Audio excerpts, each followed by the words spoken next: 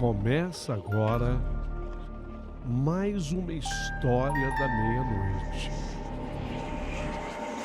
Meu querido amigo Paulinho Boa Pessoa, meu nome é Escaramuche.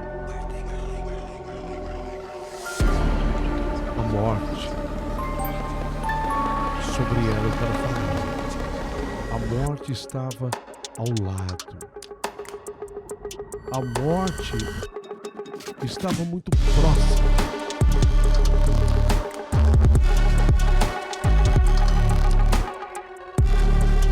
A morte estava ao lado, muito próxima. E é justamente essa história da proximidade da morte que hoje eu quero contar.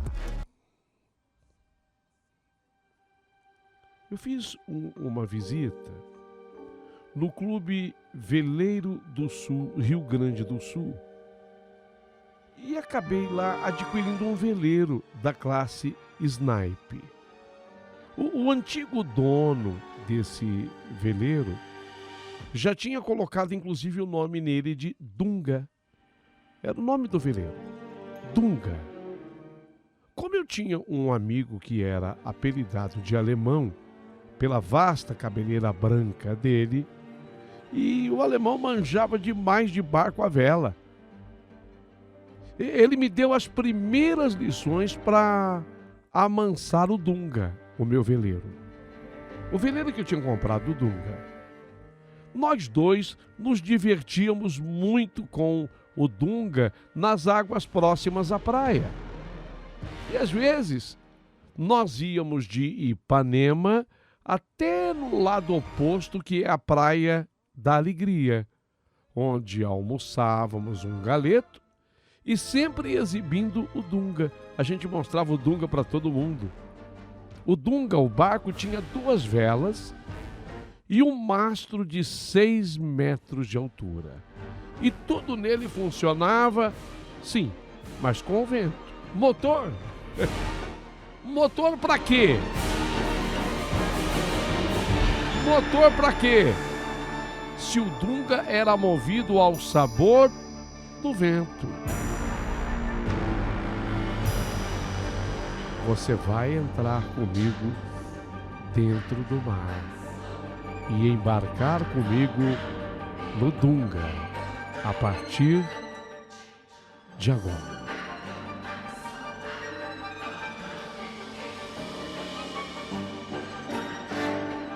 Eu e o alemão, numa tarde linda com um sol convidativo e pedindo um belo passeio com o nosso Snipe, era meu, mas eu considerava tanto o alemão, por que não chamá-lo de nosso? Nós queríamos fazer um passeio no nosso barco e levarmos conosco 2 meninas. Agora, teriam que ser meninas com o espírito aventureiro. As 2 meninas iriam juntos. Mas o alemão, ele não cativou nenhuma, não. O alemão, ele tentou, bem que tentou, pelo menos foi o que ele disse, mas ele não conseguiu arrumar nenhuma menina. Mas eu...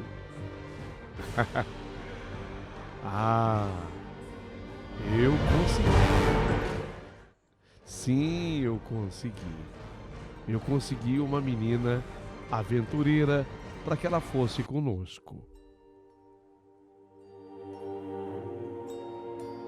Tá bom, vamos os 3. Saímos os 3 aventureiros de Ipanema, Rio Grande do Sul. Não é Ipanema, Rio de Janeiro. Por favor, não confundam. Saímos os 3 de Ipanema, Rio Grande do Sul, sem rumo, mas com o gosto de aventura. E queríamos desfrutar o majestoso rio Guaíba, mas a natureza, na verdade, tinha outros planos. E talvez ela, a natureza, tivesse dado algum aviso que nós não percebemos, porque a natureza sempre manda avisos. Mas nós não estávamos atentos. Estávamos aproximadamente, no meio do rio Guaíba, Rio Grande do Sul. O dia ainda continuava lindo e maravilhoso. Então nós resolvemos, no meio do Guaíba, baixar as velas e curtir a imensidão desse rio lindo. Nadar um pouco aqui, alemão. Vamos nadar um pouco aqui, guria. Olhar de longe a praia de Ipanema, que ficou pequena, ficou minúscula devido à distância. Só que o vento, de repente o vento parou. Mas parou mesmo, sabe? O vento parou e o Dunga, o barco, ele só funciona com o vento. Já disse a vocês. O Dunga, ele só viaja ao sabor do vento. Bem, já que o vento parou, vamos parar. E nós continuamos ali brincando nas águas do Guaíba. Nós continuamos ali nadando. Mas algo estava me preocupando. Porque eu olhei assim em toda a nossa volta e não vi nenhum barco, nem com motor e muito menos eu não vi nenhum barco veleiro. Ué, mas só nós dentro do Guaíba? Que privilégio é esse? Somos os donos do rio? Só nós aqui dentro do Guaíba? É até estranho, né? Você não admira quando você está sozinho numa parada dessa? Só nós, donos do Guaíba? Mas a resposta sempre vem. E ela começou a vir através de uma brisa. Uma breve brisa, começou com uma brisa, pedindo para que nós levantássemos as velas. Será que não seria mais prudente ir embora? Será que não é hora da gente ir embora? Começou aquela brisa.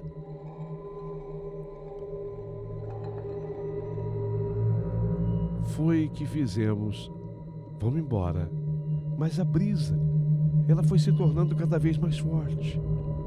E cada vez mais forte. E cada vez mais forte. E o barco Dunga, ele parecia uma lancha de tanta velocidade que pegou o barco. O vento cada vez mais forte, o barco correndo, o barco numa velocidade incrível. O barco correndo, parecia uma lancha de tanto que corria, e de repente o barco começou a inclinar. E nós três, fazendo borda do lado oposto ao que o barco inclinava, e olhando a praia muito longe, muito distante, e para complicar, a chuva começou. O alemão, mais experiente, ele estava no comando do leme e gritou: temos que baixar as 2 velas, urgente! Urgente! Temos que baixar as 2 velas, urgente! Mas antes, eu peguei uma corda que estava presa ao barco e eu amarrei no pulso da menina, da guria. Eu estava preocupado em salvar a garota, a menina, a guria. Velas baixadas, mas o alemão não tinha mais forças para segurar o leme e teve que fazer aquilo, soltar o leme. Ele se viu obrigado a soltar o leme, ele não tinha mais força para segurá-la.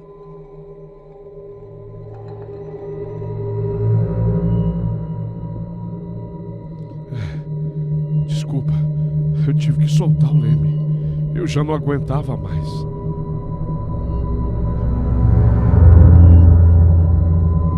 Eu já não aguentava mais comandar.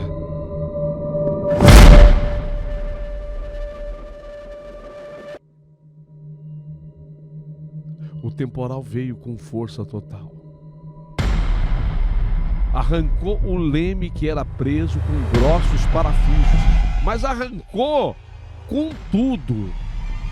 O leme voou pelos ares. A bolina central que dava o equilíbrio ao barco também foi arrancada e foi para o fundo do Guaíba. Como resultado do leme arrancado, e sem bolina, o barco ficou à deriva, no meio do rio Guaíba. Totalmente à deriva, sem comando, no meio daquele rio imenso. Ficou assim dando volta como se fosse um cavalo de pau o barco. E jogou nós três para fora, ficando com o casco para cima e sem condições de agarrá-lo pelo casco, mas sim por baixo, deixando a cabeça quase que submersa. O caos era absoluto e total. Foi o que eu vou chamar aqui, e todo mundo chamou naquela hora, foi um desespero absoluto, generalizado de todos, e sem nenhuma chance naquele momento de que alguém pudesse ajudar alguém.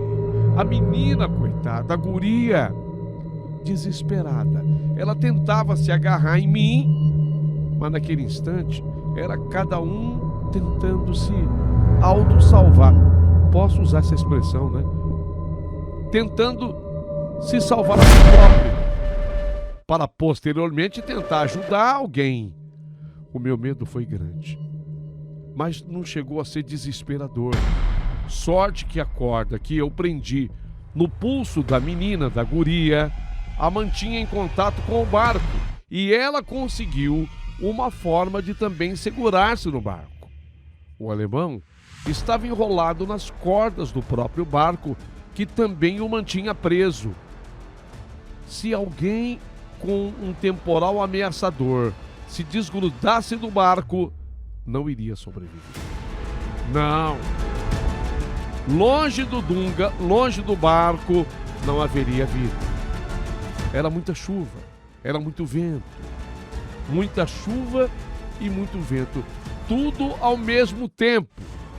Eu consegui pegar uma parte do mastro quebrado e colocá-lo debaixo do meu ombro, e com a outra mão eu segurei pela parte de baixo do barco, ficando apenas com a metade do rosto fora d'água, onde eu combinava com a apneia e o respirar. A apneia e o respirar. Olha, sincera e honestamente, a situação era terrível.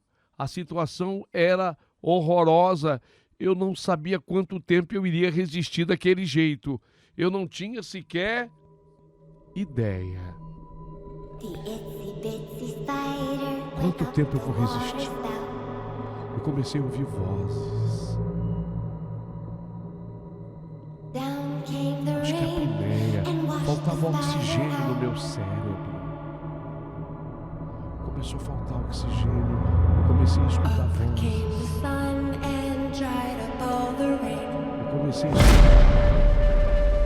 vozes.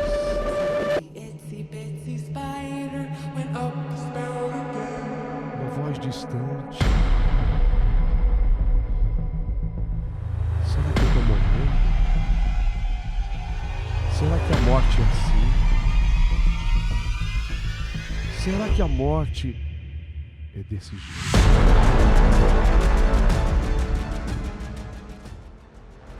Eu fui apagando a apneia, respirando, apneia, respirando. Quanto tempo andou comigo? As forças foram diminuindo. Eu cheguei a pensar em largar os ferros que estava segurando. A minha mão já estava sangrando, as mãos, na verdade. E em 3 minutos tudo estaria resolvido. Porque eu iria me entregar. Sabe, eu já tinha escutado falar, assim debaixo d'água, ninguém passa de 3 minutos. 3 minutos. Eu não preciso mais do que 3 minutos. Só 3 minutos. The itsy bitsy spider went up the water spout. 3 minutos. Down came the rain and washed the spider out.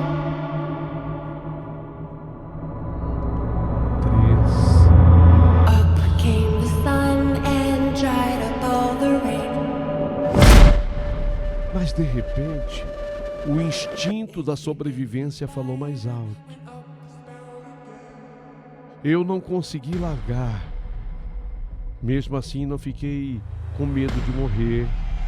Eu já estava preferindo até morrer.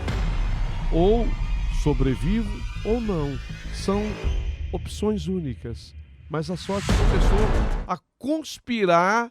De repente, a sorte começou a conspirar a meu favor. Não é impressionante isso? A sorte começou a conspirar a meu favor. A tempestade, que naquele dia arrancou árvores, começou a diminuir. E nós começamos a ficar mais calmos. Tão calmos que planejamos desvirar o casco do veleiro, do Dunga.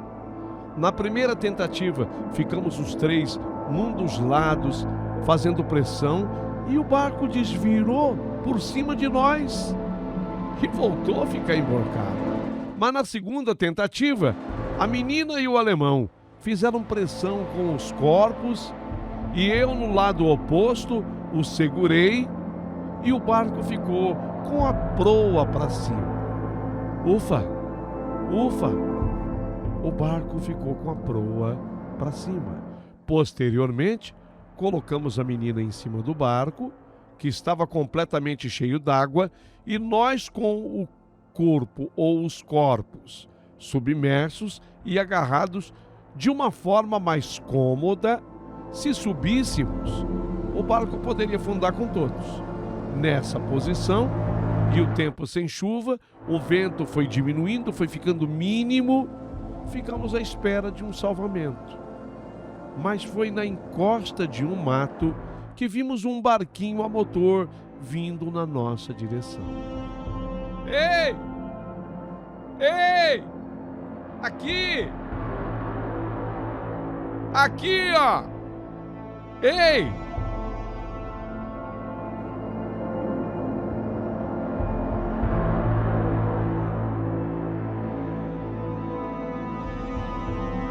Estávamos salvos, gritamos juntos. Estávamos salvos. Quando o nosso Salvador, do barquinho a motor, chegou, dizendo, ele disse, eu vi quando o barco naufragou, eu vi. E ele perguntou, morreu alguém? Que do jeito que ele viu, do jeito que as coisas aconteceram, foi a pergunta que ele fez. Morreu alguém? A resposta foi não. Éramos nós três. Estamos salvos. Éramos nós três. Que bom, disse ele, do outro lado do barco. Depois de estarmos em terra firme, os meus amigos quiseram ir numa igreja. Escaramujo, nós precisamos agradecer. Nós temos que agradecer, nós precisamos urgentemente, nós temos que ir a uma igreja, sabe? Nós vamos ter que agradecer, não pode ficar assim. Precisamos ir na igreja agradecer. Eles estavam certos. Eu os levei, eles fizeram suas orações, mas eu que não tenho religião, fiquei apenas meditando sobre o que havíamos passado. Nessa época, eu contava 28 anos de idade, mais ou menos isso. Só que, gozado, foi tão forte. Tudo que eu passei foi tão forte, que quando eu voltei para minha casa, eu tinha comigo a sensação, mais do que a sensação, eu tinha comigo a certeza de que eu tinha morrido. Eu fui enfiando na minha cabeça que eu tinha morrido. Eu lembrava da pergunta do barquinho Salvador. Eu vi quando o barco naufragou. Alguém morreu, aí é. Lembro de ter dito não junto com eles. Mas depois eu lembro que os dois entraram na igreja. Eu não entrei. Será que é porque É minha convicção religiosa? Ou será que é porque eu morri? Depois eu cheguei na minha casa e não tinha ninguém. Eu não tenho uma família pequena. A minha família é grande. Mas eu cheguei em casa, cadê? Não tinha ninguém. O pior é que a minha família demorou uns 3 dias para aparecer. E nesses 3 dias, eu tinha comigo a certeza de que eu morri. Sabe quando você tem a certeza, a convicção de que morreu?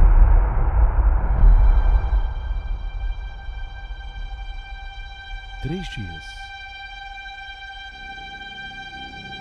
Eu tinha certeza que, na verdade, eu estava passando por uma adaptação para aceitar a morte, sabe? 3 dias. Eu morri mesmo. Eu estou passando por uma adaptação para poder aceitar a morte. Quem sabe aceitar o meu renascimento. Quem sabe eu esteja sendo preparado para reencarnar. Sei lá.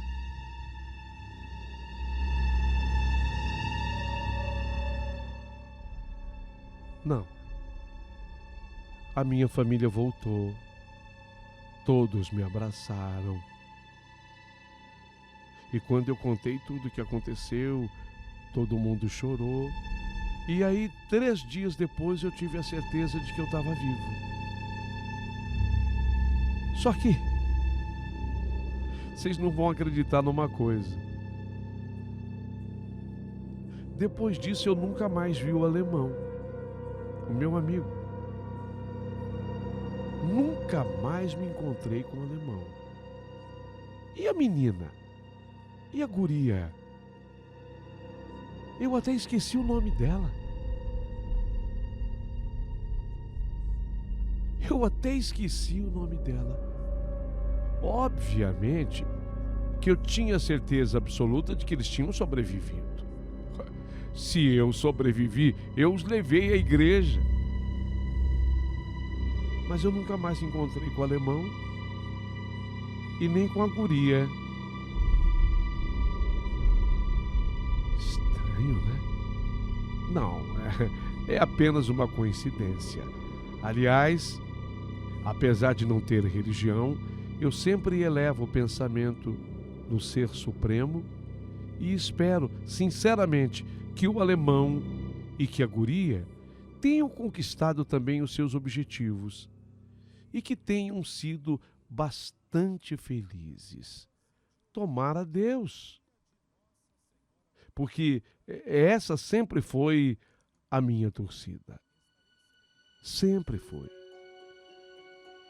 Mas é impressionante. Faz tanto tempo. Se eu disser para vocês que faz quase 50 anos, vocês acreditam? Quase 50 anos. Do rapaz de 28, hoje um homem com mais de 70. Mas eu não esqueci nenhum detalhe. Não esqueci do Dunga, do barco. Não esqueci do alemão e nem da guria. E nem esqueci da cara da morte. Impressionante. Não esqueci da voz que eu escutava, sabe? Quando eu estava dentro do barco, querendo desistir, eu escutava uma voz, sabe? Seria aquela a voz da morte?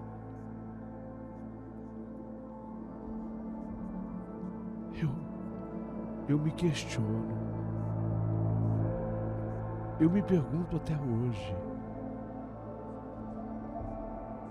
Será que eu estive com a morte? que você acha? Eu gostaria muito que você me respondesse. Eu gostaria muito que você enviasse a sua opinião. A morte esteve tão perto, tão próxima.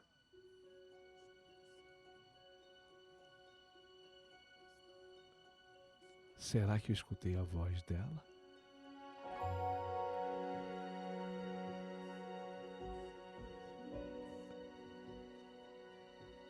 O que você acha?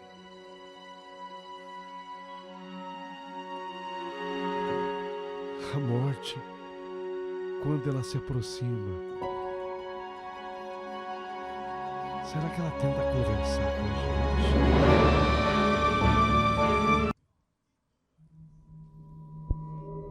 Será? The itsy bitsy spider